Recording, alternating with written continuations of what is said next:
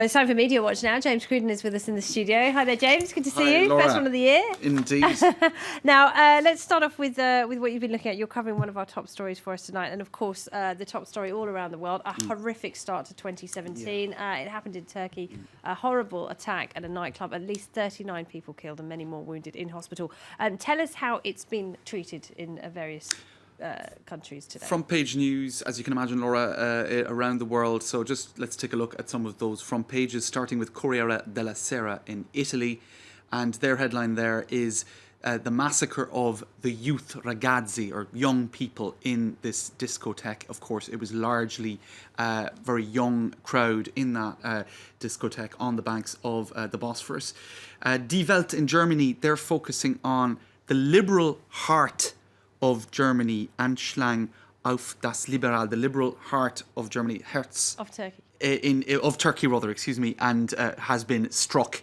And you can see there an image of the nightclub on the banks of the river Bosphorus. Dozens of nationalities were partying there, weren't they? That's right. About half the people who passed away were from elsewhere. Meanwhile, this is an article in the Lebanese press. They spoke to one guy called François Asmar who played dead, and that may in fact have saved his life. A very similar story in the American media. A Delaware man by the name of William Jacob Rack, 35-year-old guy, he did the same thing. So it seems to have been a reflex that a few people had, and it may indeed have been a vital reflex. La Razón in Spain, the Bataclan attack of Istanbul. The Bataclan attack, of course, was where that event's venue in Paris was targeted on the night of the Paris attacks in 2015. Also claimed by Islamic State, as was the Orlando massacre.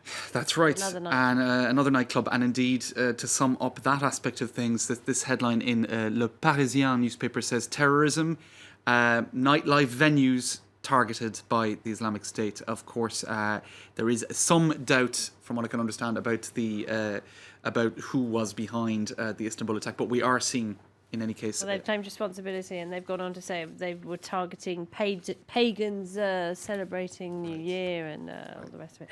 And as we're saying, people from all around the world were partying at the Reina nightclub, weren't they? That's right. This particular tweet catalogues the foreign nationals, and that the figures have been revised in some cases, but amongst the dead, Saudis, Jordanians, Lebanese, Indians, Tunisians, and there was an Israeli girl as well. These are... there was one Bollywood producer rather photographed here on the left amongst the Indian dead. I think that's the... I'm seeming to be a little bit lost amongst my tweets now, but a lot of focus in the Lebanese press on this particular guy, Elias Wardini, amongst those who passed away. He, in fact, saved his girlfriend, Melissa, pictured in this photo, by going on front of, but taking the bullets, essentially. So you have really... dozens of tragic stories. Very tragic stories, and just to focus on that particular story, because you could focus on each one, this is another friend of his, Rita Shami, who was also amongst the dead.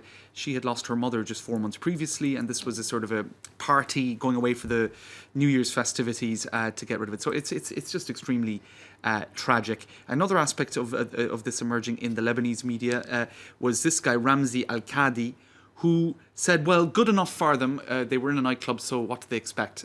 Now, I'm pointing this out because the debate that happens within the Arab-speaking world. This is a Lebanese guy who appears to have thought that the decadence of the celebrations might have merited. And he's not he became a hate figure in the last. Well, he's not the only one, because in Turkey, more than 90 people are now facing legal action for essentially celebrating the attacks on social media. So that aspect of things is generating a lot of comment as well, depending on the country. A lot of people saying they were in a nightclub, they were possibly drinking alcohol, they were dancing and having a good time, and therefore they deserved... And in particular in Lebanon, a country with a lot of nightclubs and nightlife, this guy became absolutely... was lambasted on social media and across the media for expressing those sort of opinions. And extraordinary. Yes, I mean, just finally, I suppose lots of expressions of solidarity, as you would expect, Laura. The flags at half-mast here at NATO, because Turkey, of course, is a NATO member, despite tensions with certain NATO allies. Some saying, where is the compassion? Where are the flags on social media? We should see more solidarity on social networks. But I do think there is quite a lot from what I can see. For example, images such as this hashtag, We Are Istanbul, no words to say in shock. And similar expressions there. Prayers for all the people affected by the attack last night. #Reina, which is the name, of course, of the nightclub in question. And sadly, these hashtags and these sharing of posts just becoming all too frequent, aren't they? All right, James, we'll have to leave it there. But thank you very much indeed, Thanks, James Dor. Tweeden there.